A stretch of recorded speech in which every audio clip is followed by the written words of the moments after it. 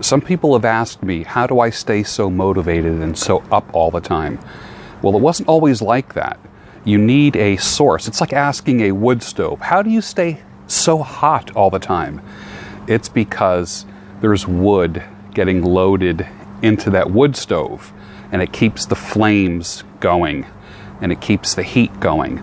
So if you're not constantly loading up the wood stove here and here, the flame is going to go out. This is how I keep my flame going. In the 70s and 80s, I was reading books and listening to cassette tapes. I even have some motivational speeches on record albums. That's how far back some of those go. But there's one guy that I listen to over and over and over. I don't want you to take notes. I just want you to listen.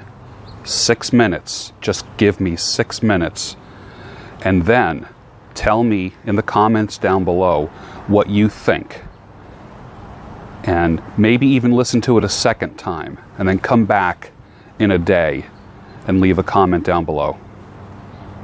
Don't forget to like this video, subscribe to the channel, share it with someone who you think would appreciate it. That would be awesome. And enjoy Jim Rohn. Let me give you the day that turns your life around, as quickly as I can. I got 4 parts to the day that turns your life around, and then we're finished for the day. Number 1, disgust. Disgust. Disgust is a negative emotion, but it can have a very positive, powerful effect. Disgust says, I've had it. What an important day that could be. I've had it.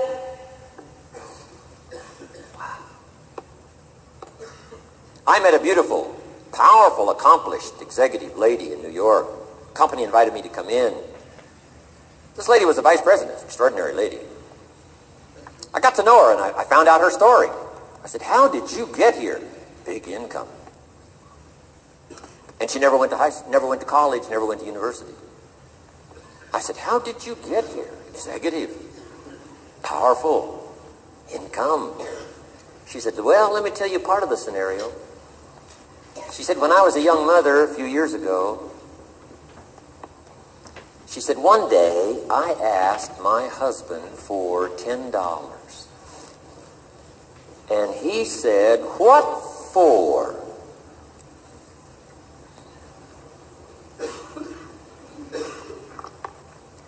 She said, before that day was over, I decided I would never, ever ask again. She said, I started studying opportunity, found it, took the classes, put myself through the schools, did the scenario.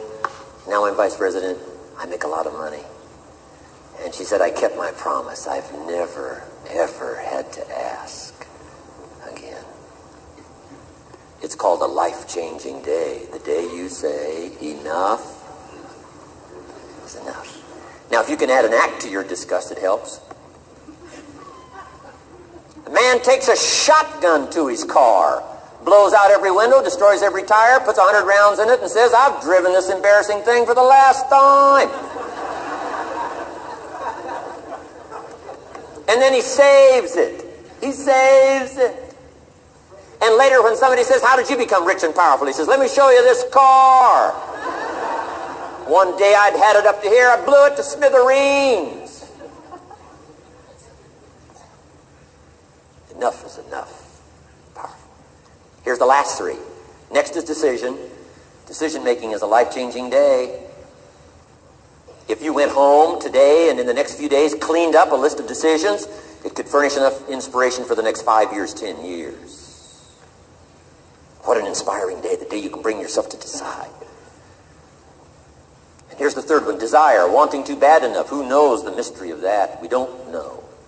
But here's something I do know. Sometimes desire waits for a trigger, waits for something to happen. Who knows what the happening may be? A song, the lyrics, a movie, the dialogue, a seminar, a sermon, a book, an experience, confrontation with an enemy, a conversation with a friend who finally levels with you. Whatever the experience it is, it's so valuable. And here's my best advice. Welcome all experiences. You never know which one is going to turn everything on.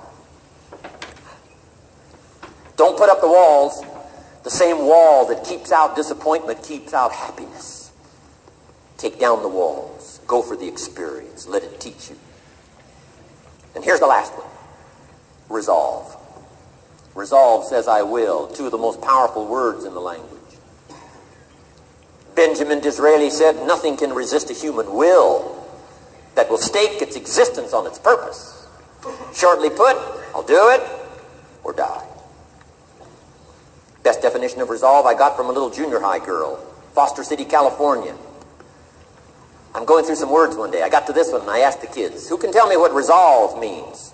Some didn't know, some tried. Interesting. The last one was the best. Little girl about 3 rows back, she said, I think I know, Mr. Rohn. I said, what? She said, I think resolve means promising yourself you will never give up.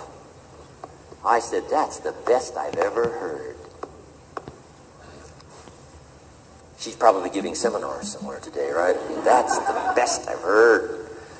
I asked the kids, how long should a baby try to learn how to walk? How long would you give your average baby? Before you say, hey, enough's enough. No. Any mother in the world would say, you're crazy. My baby is going to keep trying what? Until. What a magic word. I want you to write it down. Until. Promise yourself you'll read the books until your skills change. You'll go to seminars until you get a handle on it. You'll listen to it until it makes sense. You'll go for it until you understand it. You'll practice it until you develop the skill. Never give up until.